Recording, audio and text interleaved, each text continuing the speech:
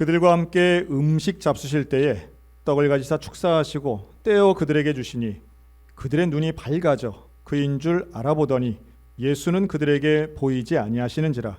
그들이 서로 말하되 길에서 우리에게 말씀하시고 우리에게 성경을 풀어주실 때에 우리 속에서 마음이 뜨겁지 아니하더냐 하고 곧 그때로 일어나 예루살렘에 돌아가 보니 11 제자 및 그들과 함께한 자들이 모여 있어 말하기를 주께서 과연 살아나시고 시몬에게 보이셨다 하는지라. 두 사람도 길에서 된 일과 예수께서 떡을 떼심으로 자기들에게 알려주신 것을 말하더라. 오늘은 예수님과 함께 걷기라는 제목으로 함께 말씀 나눕니다. 본문은 소위 말하는 이제 엠마오로 가는 두 명의 제자이죠. 한 명은 이름이 나옵니다. 글로바라고 하는 제자 이름은 나오는데요. 이 두 명은 일반적으로는 남성 제자 두 명으로 그냥 일상적으로 알고 있죠. 근데 어떤 학자들은 아마도 글로바 부부였을 것이다 하는 사람들도 있습니다.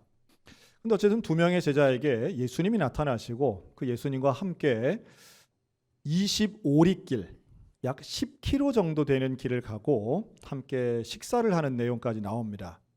근데 재밌는 건 참 의문점이 드는 거죠. 이 두 사람이 예수님을 못 알아봅니다. 어떻게 못 알아볼 수 있을까요?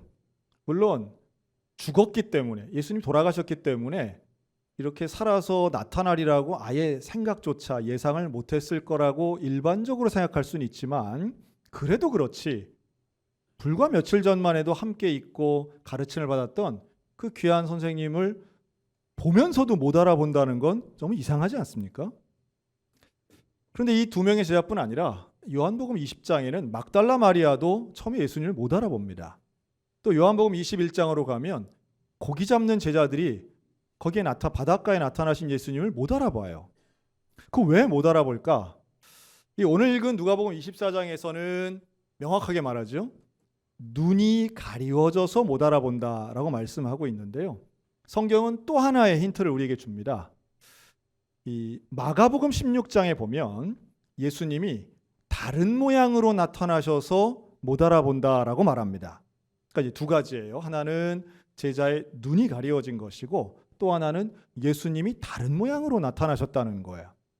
자, 다른 모양부터 먼저 말씀을 드리면 예수님이 어떤 얼굴이 달라졌나? 아니면 뭐 외모가 달라졌나?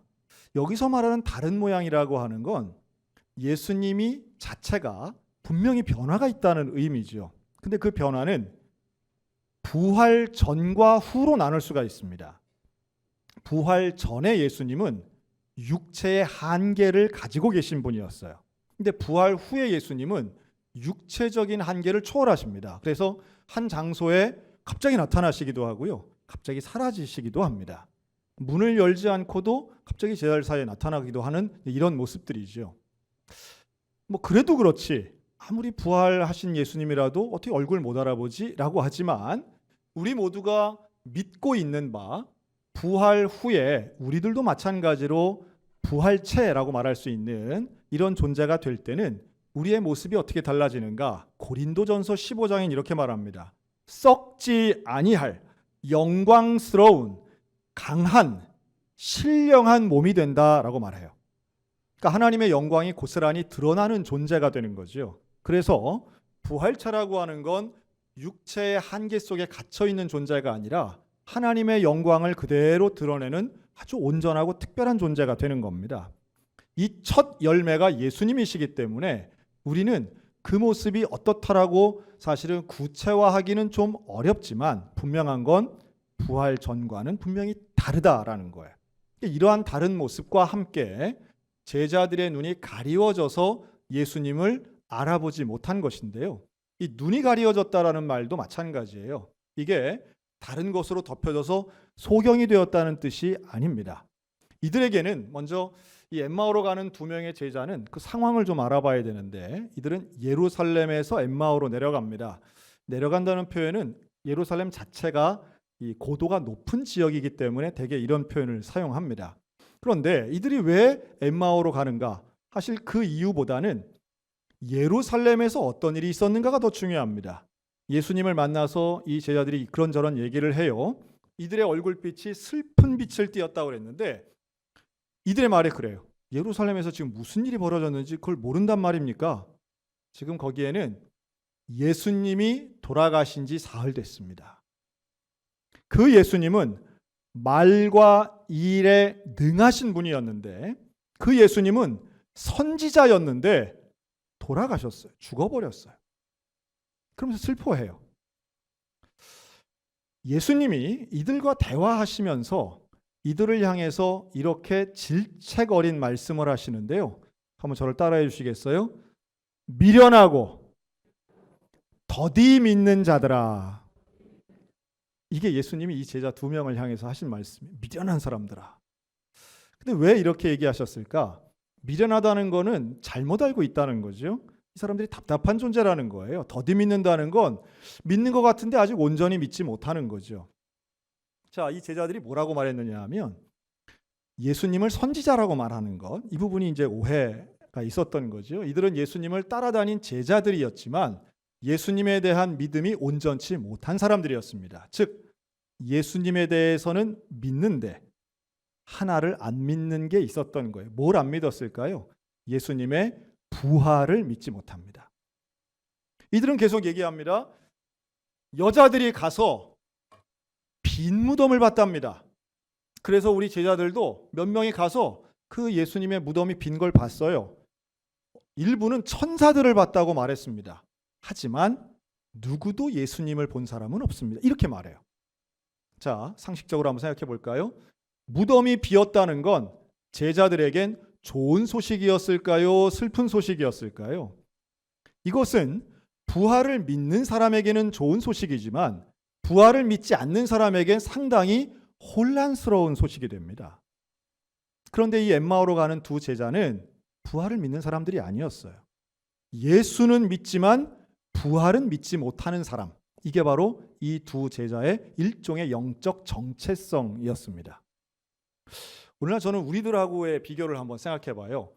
우리들도 예수님을 믿기 때문에 기독교인이라고 하는 정체성 가지고 이 자리에 나와 있는 거 아니겠습니까? 그런데 예수님을 우리는 얼만큼 믿고 있는가? 어떻게 믿고 있는가? 이거 돌이켜 봐야 됩니다. 즉 예수님은, 예를 들면 하나님은 계신다. 여러분, 이거 믿는 것은 하나님이 있다라고 하는 걸 믿는 정도는 지금 예수님이 말씀하시는 온전한 믿음하고는 좀 차이가 있다는 거예요. 예수님은 나를 사랑하신다. 옳은 말이지만 거기에서 믿음이 멈춰서는 안 되는 거죠. 하나님은 분명히 계시고요. 예수님 나를 사랑하시는데 우리의 온전한 믿음이라고 하는 건 그 예수님이 나를 위해 십자가에 달려 죽으셨고 그 예수님이 3일 만에 다시 살아나신 것을 믿는 것이 오늘 예수님이 우리에게 원하시는 온전한 믿음인 줄로 믿으시기 바랍니다. 그 믿음이 있어야 되는 거예요. 그 믿음. 예수님의 부활에 대한 믿음이죠. 이 믿음이 있으면 인생이 달라집니다. 그걸 오늘 이 두 제자가 보여주고 있어요. 근데 이 부활에 대한 믿음이 없었기 때문에 이들은 예루살렘에서 혼란 속에 있게 됩니다. 예수님이 죽었다는 건 그동안 내가 믿고 있던 것이 사라진 거예요. 내가 의지했던 것이 무너진 거예요. 그래서 이들에겐 절망, 두려움, 염려가 있었어요. 그래서 어떤 의미에서는 엠마오로 가는 게 목적이 아니라 예루살렘을 떠나는 게 더 중요했던 거죠. 예루살렘을 떠났어야 돼요. 나왔어야 돼요. 더 이상 소망이 없는 그곳을 떠나야 돼요.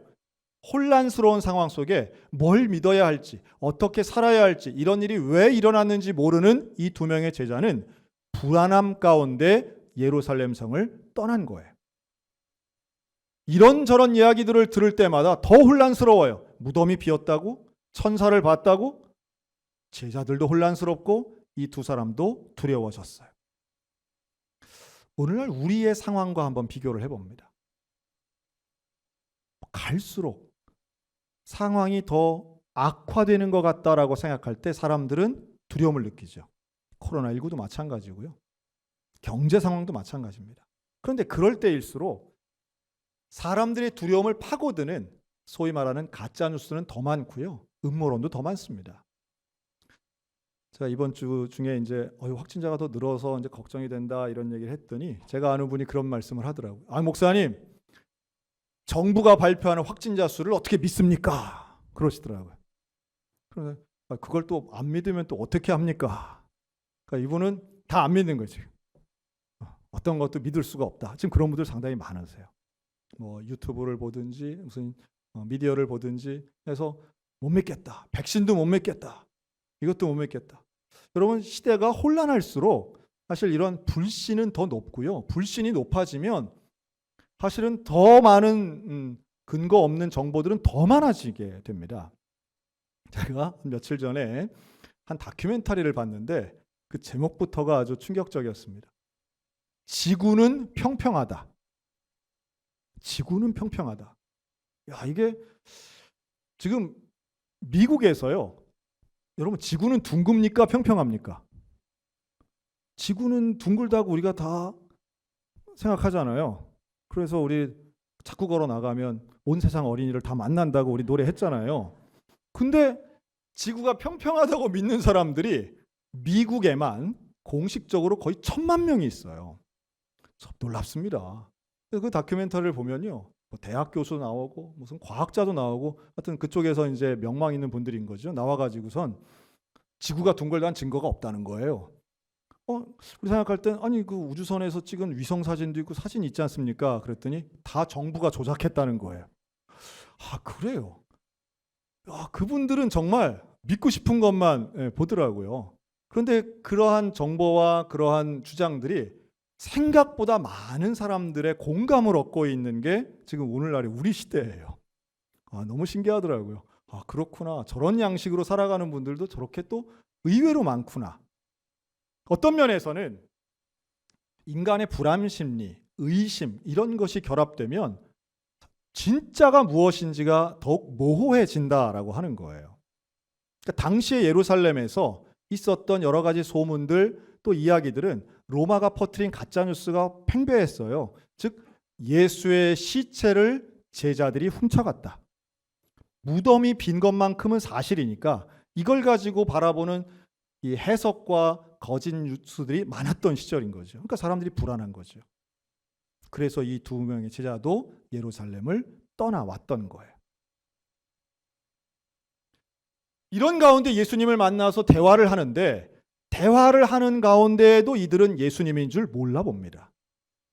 어떤 대화를 했을까요? 예수님하고 성경에 대한 관련된 이야기를 합니다. 예수님이 성경의 말씀을 막 풀어주시는 거예요. 막 해주시는 거예요. 그랬더니 이들의 마음에 집중을 해요. 관심을 가져요. 아, 이분 참 특별한 분이구나 라는 것까지는 알겠는데 그래도 예수님인 줄 몰라요. 해가 지고 있습니다. 함께 길을 걷다가 이들이 예수님을 붙잡습니다. 헤어질 것 같으니까 예수님 붙잡아요. 본문엔 강하게 붙잡는 거예요. 그러면서 우리들하고 같이 식사합시다. 저녁 같이 먹읍시다. 선생님, 여기서 우리 헤어지면 안 될 것 같아요. 우리한테 더 좀 가르쳐 주세요. 우리하고 같이 잡시다. 강권하여 함께 유숙합니다. 그리고 저녁을 먹어요. 떡을 떼는데 예수님이 떡을 떼어서 주자 그걸 먹고 뭐라고요? 눈이 밝아져요. 하여튼 먹어야 됩니다. 잘 먹어야 돼요. 눈이 밝아져요. 눈이 밝아지며 예수님인 것을 알아봅니다. 놀랍죠? 더 놀라운 건 예수님인 걸 알아보는 그 순간 예수님이 사라져요. 아니, 지금까지 못 알아보다가 이제 겨우 알아보게 되는데 사라졌어요. 왜 사라지셨을까요? 저는 이 제자들의 변화의 모습에 주목합니다. 이 제자들은 처음에 슬펐어요. 절망하고 있었어요. 그래서 예루살렘을 탈출해요. 나와요. 그래서 방향은 정했지만 꼭 엠마오가 그렇게 중요한 것도 아니에요. 그런데 가는 길에 예수님을 만나요. 이들은 예수님을 찾아간 게 아니라 예수님이 찾아오신 거예요. 그리고 함께 대화해요. 대화를 하는 가운데 이들이 관심을 갖게 돼요. 예수님의 가르침에 관심 갖고 집중하게 됩니다. 상당히 중요한 부분이에요. 예수님인 줄 몰랐지만 관심을 갖게 되었다는 거죠. 저는 목회자로서 목회를 하면서 제게 있는 사명 중에 하나는 우리 성도들이 예수님을 만날 수 있도록 돕는 겁니다. 제가 예수님 아니기 때문에 여러분들의 문제를 다 해결할 수도 없어요. 뭐 억지로 만나게 할 수도 없어요. 그러나 만날 수 있는 여러 가지 동기부여와 권면을 하는 게 제 사명 중에 하나라는 거죠. 근데 어떻게 하면 예수님을 만날 수 있을까요? 아니, 정확하게 얘기하면 예수님은 우리를 버리지 않으세요. 예수님 우리를 떠나지도 않으세요. 예수님 우리를 찾아오시는데 찾아오신 예수님을 어떻게 하면 알아볼 수 있느냐는 거예요. 이게 중요하죠. 내 옆에 계시는 예수님을 우리는 몰라요. 몰라보고 있어요. 이 앞이 가려졌다, 눈이 가려졌다는 말은요, 원어적인 의미에서 보면은 시선이 고정되어 있는 거예요. 고정되어 있는데 다른 데 고정이 되어 있는 거예요. 다른 데 관심을 가지니까 옆에 계신 예수님을 못 알아본다, 이렇게 볼 수 있어요. 걱정과 염려가 내 눈을 꽉 붙잡고 있는 거예요. 내 관심과 시각을 완전히 붙잡고 있는 거예요. 지금도 그럴 수 있겠죠. 여기 와서 앉아 있는데 눈은 뜨고 목사님은 보는데 설교는 하나도 안 들어올 수도 있어요. 다른 생각 때문에. 그럼 비슷한 거예요. 예수님이 계시는데 내 눈이 가려진 거예요. 내 관심이 가려졌어요. 그거 걷게 하는 것, 이게 제 사명이라는 거예요. 그런데 다른 방법이 아니죠. 그래서 성경 필사도 하는 거예요. 뭐 성경 필사 그냥 빨리빨리 써가지고 제출 빨리 할 수도 있겠지요. 그러나 어떤 분은 제가 확신하건대 성경을 쓰는 가운데에 눈이 밝아지시는 분 있을 거라고 저는 확신합니다. 성경 쓰는 가운데, 읽는 가운데에 마음이 뜨거워지는 분이 있을 거라고 저는 확신해요. 제가 눈을 뜨게 할 수는 없어요. 그러나 하나님의 말씀을 읽고 쓰는 가운데 하나님 찾아오셨으니까 예수님, 내 곁에 계신 그 예수님을 알아보는 은혜가 이 말이라고 믿는 거예요. 여러분, 예수님을 강권하지 않습니까? 말씀을 듣고 그 마음이 뜨거워진 사람은 강권해요. 이 강권이 뭘까요? 여러분, 간절한 마음을 가지고 예수님에게 부탁하고 강권하는 것, 우리의 간절한 기도인 줄로 믿습니다. 간절히 기도하면, 하나님 앞에 그 강권하는 마음처럼 간절히 기도하면 예수님 알아보는 은혜 임하게 될 줄로 믿습니다. 그래서 기도의 자리로 나오시라고 권면하는 거예요. 새벽에 나와서 기도하세요. 이게 뭐 다른 거 하자는 게 아니라 바로 그러한 계기들을 통해서, 노력들을 통해서 옆에 와 계신 예수님을 좀 알아보라는 거예요. 미련한 자 되지 말고, 더딤 있는 자 되지 말고 예수님을 알아보는 은혜, 눈이 밝아지는 은혜를 함께 나누자는 거죠. 여러분, 예수님이 갑자기 사라지셨어요. 그런데 사라진 게 중요한 게 아니라 그 다음에 이 제자들이 하는 대화가 중요해요. 뭐라고 이야기를 하느냐 하면, 야, 그동안은 예수님 말씀 듣느라고 이 사람들끼리 얘기도 못했는데 둘이 뭐라 그러냐 하면, 예수님의 말씀을 듣는 동안, 성경의 해석을 우리가 풀어주시는 그동안 우리의 마음이 뜨겁지 아니하더냐. 마음이 뜨겁지 아니하더냐. 이들이 느낀 거예요. 마음이 뜨거운 걸 느꼈던 거예요. 여러분, 이게 무슨 뜻인지 아시는 분들 계실 거라고 봅니다. 마음이 뜨거워지는 것.